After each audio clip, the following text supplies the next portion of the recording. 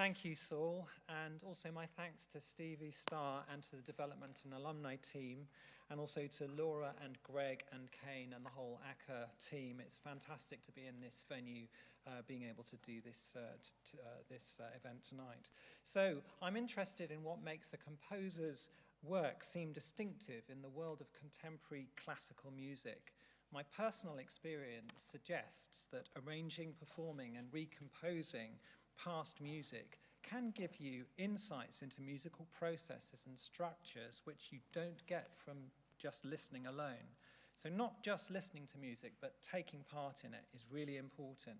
In this lecture, I call this experiencing music from the inside.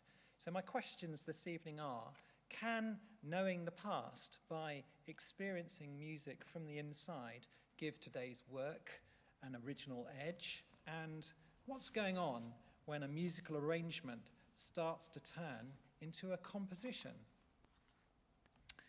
In 1983, when I was 15, I bought an LP, a long-playing record of the English composer Michael Tippett's work, A Child of Our Time, which was written between 1939 and 1941. This work is an oratorio, a large-scale dramatic composition for chorus, soloists, and orchestra, and was a response to the Second World War, and Tippett's sense that the world had turned on its dark side.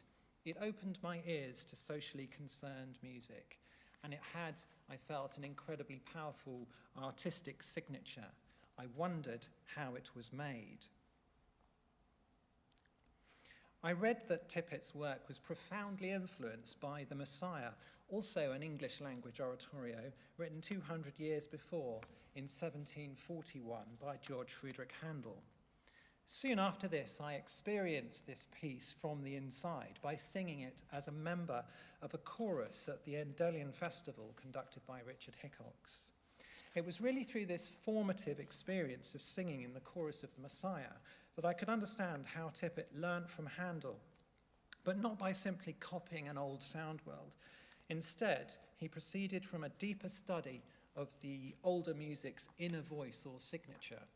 In other words, its structures, shape, its large-scale rhythms and patterns, and the circumstances that shaped its creation. This sense of learning about music by taking part stayed with me. I began to think that the impulse to compose is rooted in the performative experience of past works. That is, experiencing the past as living music by performing it is at the heart of how we learn to write our own. Rethinking existing music and trying it out with others is a very interesting form of experimentation that can help you to understand, identify with, and even start to kind of own the voices of earlier composers. Composition and performance then become, in part, forms of analysis and investigation that can draw distant voices from history into the present. Handel's music is very well known. My motivation to compose has also come through formative experiences with more remote corners of English musical history. In a copy of the Historical Anthology of Music, which was first published in 1946, I came across scores by an early 15th century English composer called John Dunstable. I became fascinated with musical forms and concepts in early music for voices that I hadn't seen anywhere else. At that time, it was harder than it is now to hear such music. I'm talking about Southampton in the 1980s.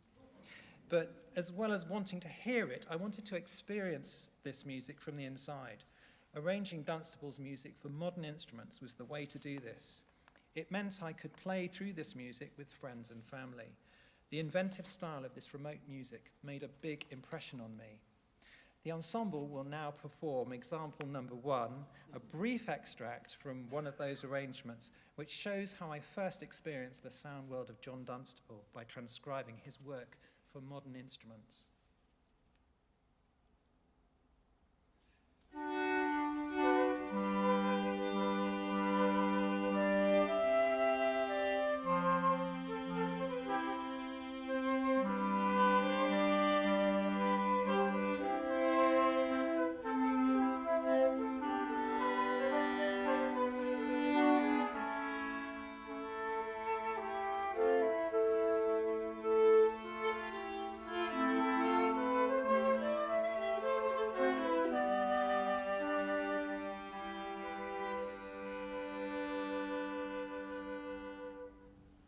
that's just a fragment.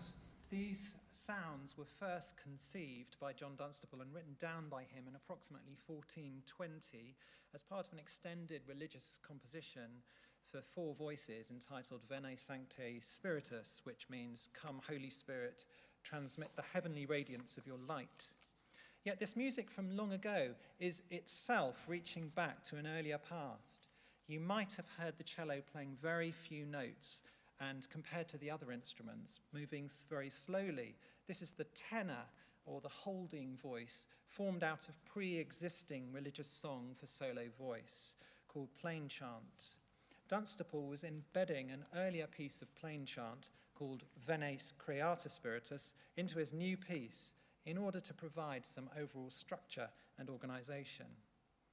It was interesting to see a process of working with and transforming existing material already happening in the 1400s, a kind of creative working out of existing material, a writing through material to adapt a phrase of the great American composer John Cage.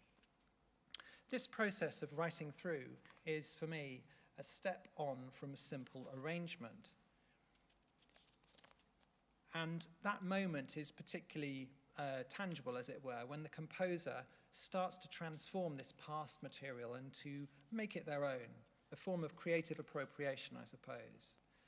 But my hypothesis is that this transformation isn't possible without grounding, to use a term suggested by the composer Shirley Thompson, without these formative experiences with distant voices attained through the performative experience of earlier music that Dunstable, for example, would undoubtedly have had as a chorister.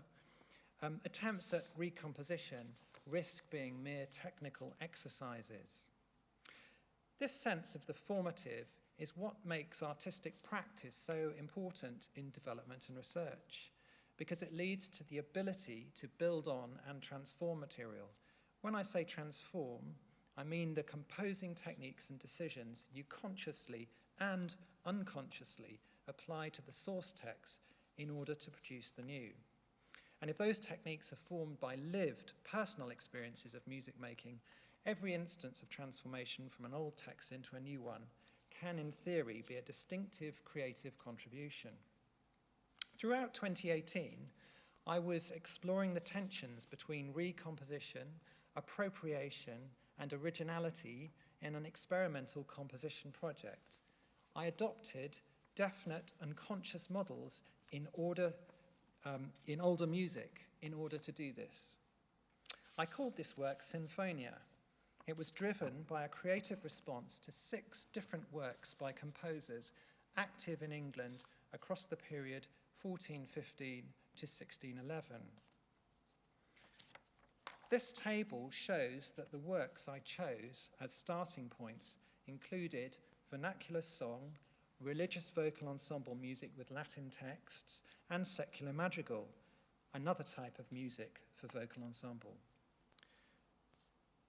The model for the first movement of Sinfonia was a song inspired by a historical event. This was the Agincourt Carol, which appears on the Trinity Carol Roll, a 15th century manuscript of 13 English carols held by the Wren Library at Trinity College, Cambridge. It was written sometime after 1415 to mark Henry V's victory over Charles VI. In this music, the lowest voice descends by step as it approaches the end of its line. This produces a quality that makes it sound medieval. But if the Agincourt Carol's ending is medieval, this music's harmonies are also strikingly rich. Rich harmonies were perceived at the time by the French poet Martin Lefranc as conferring a peculiarly English quality. He called this la contenance angloise. In this song, musical techniques of contrast, repetition, and rhythmic syncopation give the tune great energy. The power of this music, expressed in the body's response to rhythm and the lyrical impulse, is derived from raw emotions aroused by human experience, celebration of victory in battle, and relief in delivery from its trauma. The amazing thing is the tune and the rhythms on this manuscript are quite legible. The first symbol that you can see at the top left-hand corner of the page is a C clef, and therefore the first note is a D. Could you give me a D? It goes something like this. Dum, dum, dum, dum, da, da, dum, da, da, da, da, dum. So now let's hear the ensemble perform a short section of the Agincourt Carol much better than I can.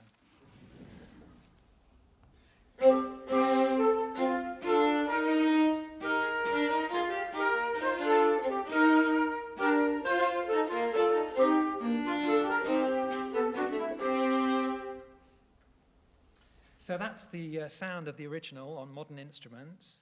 But in part one of my Sinfonia, my work, the Agincourt Carol tune is subjected to a sort of cubist treatment. What I mean is that the tune of the original song remains very prominent, but in my version you hear it layered simultaneously in different voices, like viewing the same object from different perspectives on the same canvas, perhaps. Overall, the old tune is here reread with newer musical techniques like fragmentation and reassembly, so that its core energy is retained while colourful musical shards and fragments shoot off around it. Now the ensemble will play the whole of part one of my Sinfonia, inspired by the Agincourt Carol.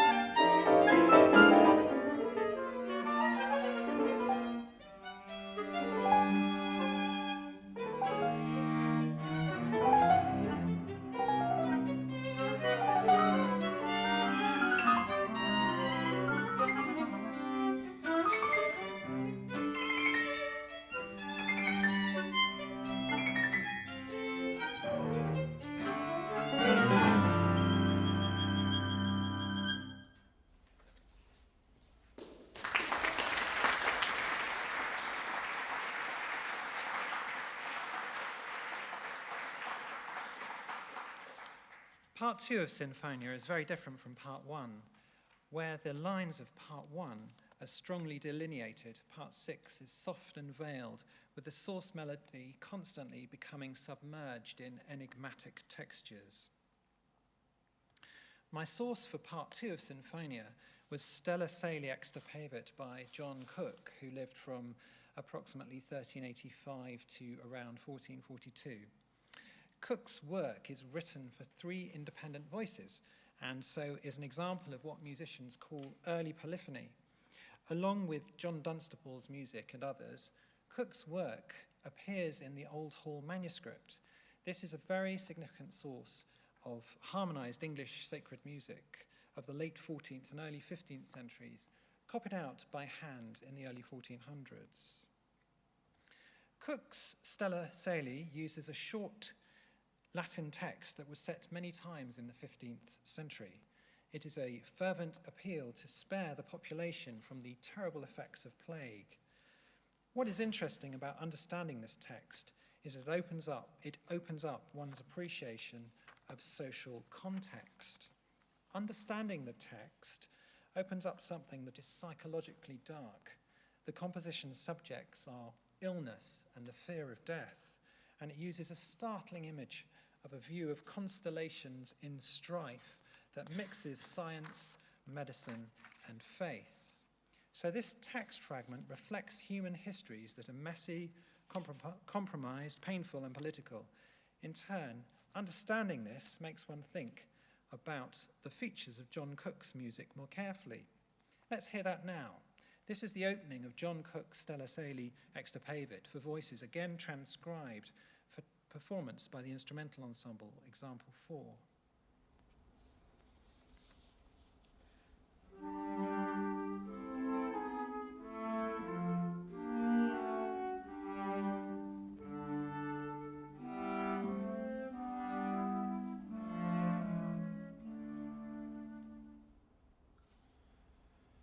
This is my own initial and rough notation of what you have just heard.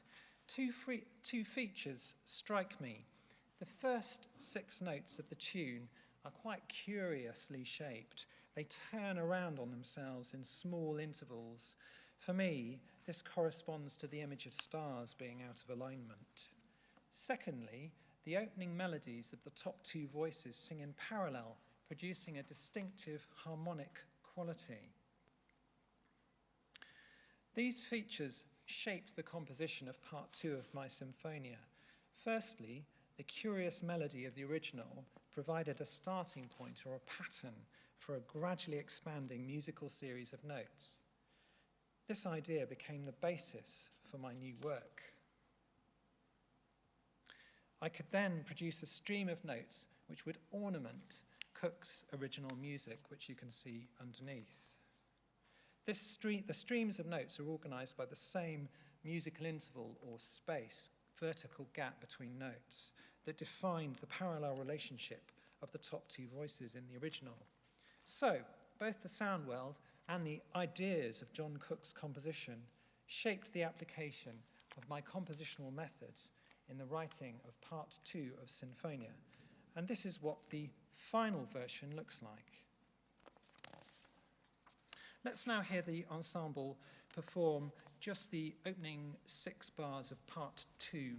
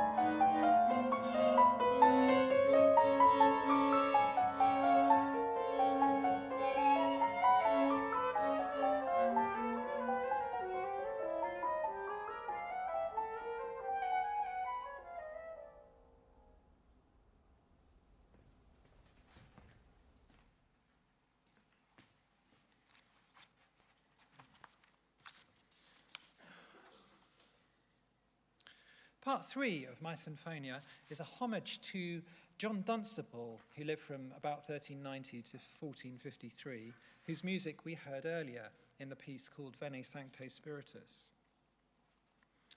And in fact, this piece, and this is what the surviving hand-copied manuscript looks like from 1420. And it's rather wonderful because, again, you have that C clef at the beginning, and you can read it, and you can see it's like a falling, what we would call a falling triad. Dia, dia, dia. And then the next note it goes up a fourth. Dia. And that's a very beautiful kind of melodic idea, which is in one of the lines at the beginning of this piece. And in fact, this composition for voices became a reference point for me for the whole of July 2018, as I worked out my ideas and started to compose this relatively substantial 6-minute section. Part of this involved reflecting on the way in which Dunstable made his music. As we noted before, Veni Sancte Spiritus is elaborated around very slowly moving pre-existing chant. On the 2nd of July 2018, I noted in my blog that Dunstable's Veni Sancte Spiritus is a shining compositional model. You slow a pre-existing piece of chant down so its expressive shapes can no longer be perceived, yet it controls or guarantees the harmony. The process produces clarity from moment to moment, and yet retains a sense of fluid progression, reflecting the original form of the free-flowing chant. The fact that the earliest notated compositions themselves call up chant suggests that, built into this tradition, is a process of continual transformation that requires referencing back in order to innovate. This slide shows that in part 3 of my Sinfonia, there are fragments of direct quotation from Dunstable's motet, alongside passages where the original is almost completely eclipsed by more complex development. Part 3, therefore, could be understood as combining the methods of part 1, paraphrase, and part 2, ornament. Now the ensemble will play bars 1 to 37 from part 3 of Sinfonia, which is my homage to John Dunstable's motet, Veni Sancte Spiritus.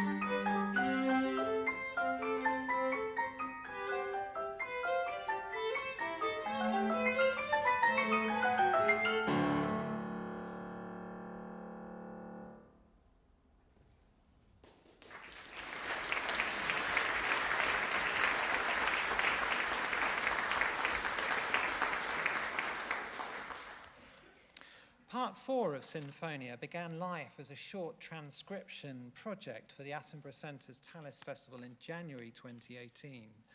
The source was Thomas Tallis's late motet from a printed collection produced in 1575.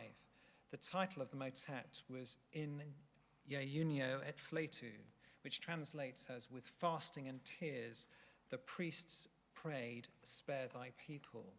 Talus's text is drawn from the book of Joel and describes events in the wake of a devastating natural disaster, a swarm of locusts which destroys the people's crops. The priests plead for the people to be spared in the face of environmental catastrophe.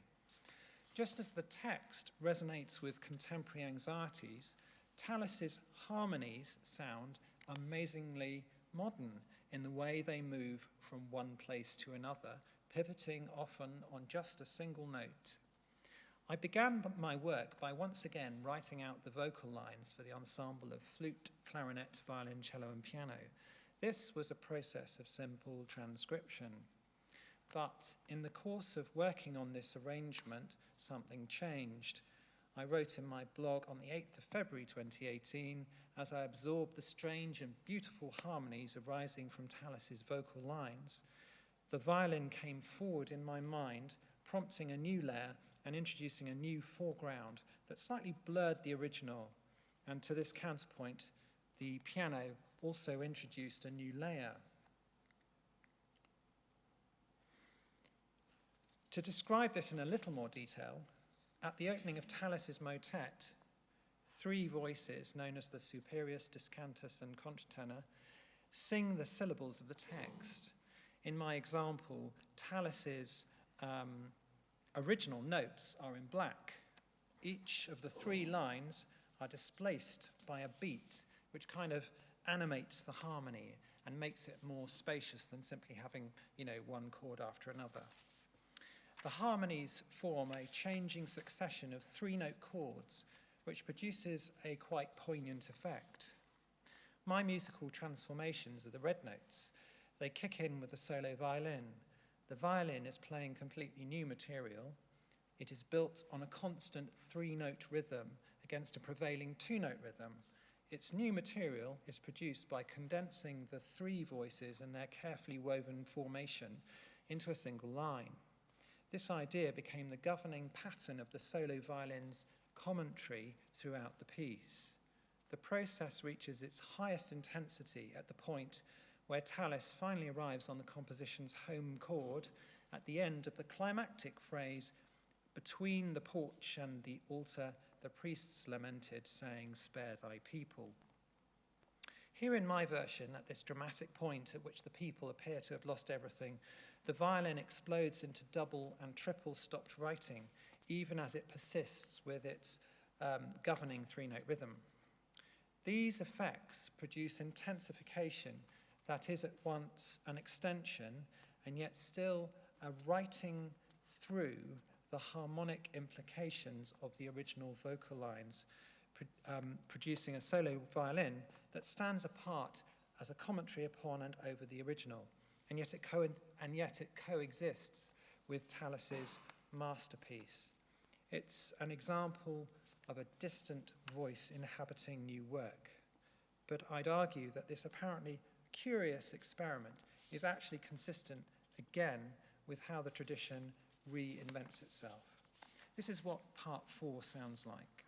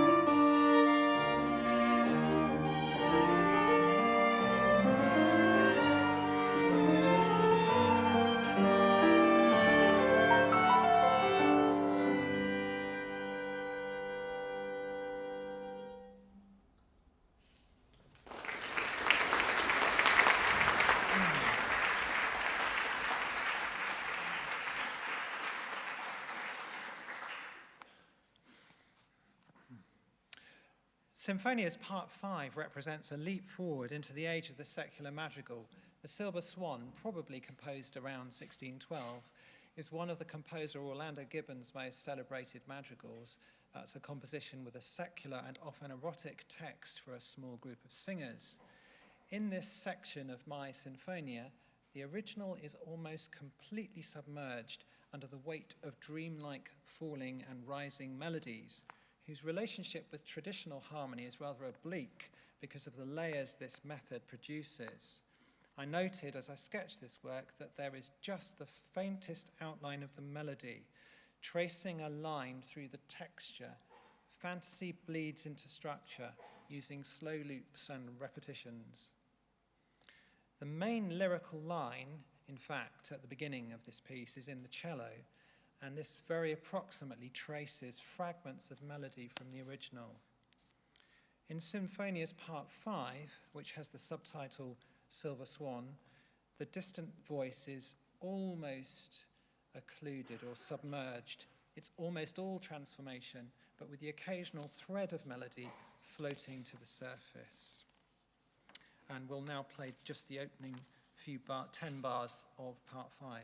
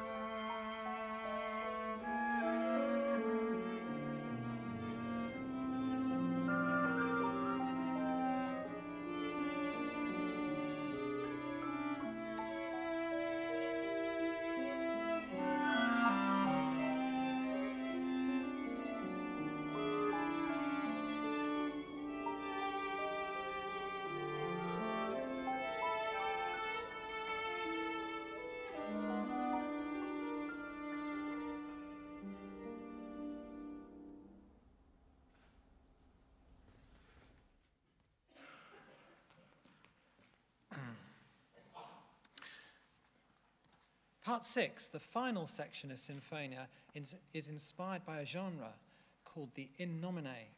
The in nomine genre was a kind of technical challenge for composers from around 1550 to about 1690. The challenge was to create new secular pieces for domestic use on early string instruments, using a fragment of chant derived from a mass for voices by John Tavener, who lived from around 1490 to 1545. The in nomine musical genre responded to new technological opportunities in 16th century composition in the form of being able to write instrumental music for the viol consort. These string instruments had been developed in Spain and now provided a family of instruments that mapped onto and in a sense started to displace the high, middle and low sounds of the human vocal ensemble. One such example by Christopher Tye, who lived from about 1505 to 1573, is his in nomine number 20, Cry. This evokes the sound of mid-16th century London through the sound of its town criers. In Tye's Cry, the street criers are represented by a fast 8-note rhythm on a single note, which is echoed across the 5 different instruments in the consort. Let's briefly hear the opening of Tye's in nomine number 20, Cry, example 10.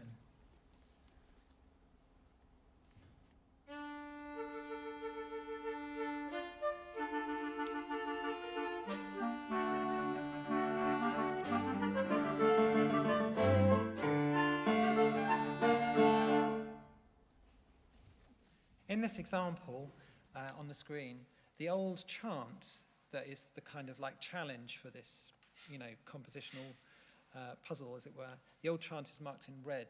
This genre continued right up until the time of Henry Purcell, 1659 to 1695, and took the chant worlds away from Tavener's Latin Mass. And so the old method of working with chant persisted, but transposed to a new urban context. Although the final part, part 6 of my Sinfonia, is free and does not quote Christopher Tye. It is inspired by Tye's work in two ways. One, in the way it moves from a duple, counting in 2 meter, to the dance-like and ecstatic triple meter, counting in 3, of the close.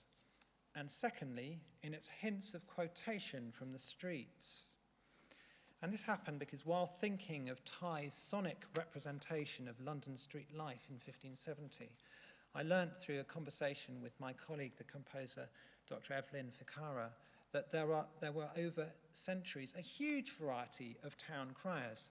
Here is one from Purcell's time, selling a dish of great eels. I asked myself if Tye's idea of sonic representation through musical discourse could be updated to a more recent context. This led me to the London Sound Survey, where one can explore the recorded songs and calls of town criers and stall sellers active in London in the 1930s. I ended up being particularly drawn to the song of a lavender seller recorded by the BBC in London on the 9th of November 1938. So what does it sound like when represented on a musical instrument?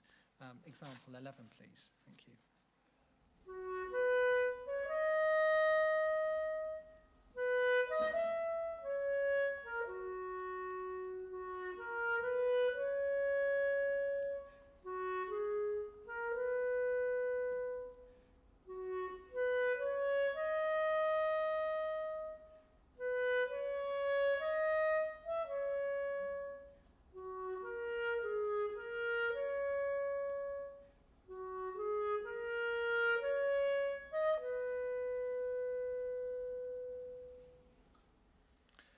By giving this tune to the clarinet and the flute, I could have a 1930s lavender seller appearing in my own in nomine, just like the street cries that appear in Christopher Tye's work.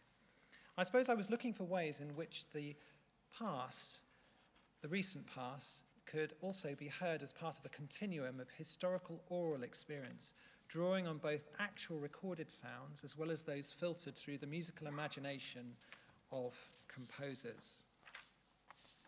Some closing thoughts. It is clear that composers in many periods have sought inspiration and ideas for composing through the recycling of earlier forms, methods, and musical materials. But there is more to it than recycling. On occasion, the process of writing through earlier and pre-existing music can prompt new musical thoughts and methods, and historical perspectives gained from engaging with this material can confer insights into present-day musical methods. When this happens, broader reflection merges with the intensity of composition. This can take you beyond pastiche, parody, and paraphrase. It can take you towards homage and even transformation and renewal. This is what I think the composer Robin Holloway meant when he remarked about his own reimagining of Bach's Goldberg variations. Even in a place where arrangement was the only goal, interference crackled the transmission. So the question, how the past relates to the present in creative activity, turns out to be dynamic and subtle. How can you be novel without being grounded in pre-existing music? How can you not embrace a sense of where you are coming from in culture and history, including the positives and negatives of a rich cultural heritage infused with a diachronic understanding of exchange and renewal in a tradition? Allowing distant voices to infuse one's writing also tangibly connects musical endeavour across periods, styles, and contexts to reveal purposes common to many kinds of music, the creation of novel and expressive structures in sound that engage the imagination, excite the emotions, and soothe the mind. Further, reimagining the old texts by actively recomposing and performing them today are forms of renewal and innovation. When this works, music emerges as a vivid and socially vital activity, reconnecting lived human experiences across time and space. So, to conclude, the ensemble will now perform part 6 of Sinfonia.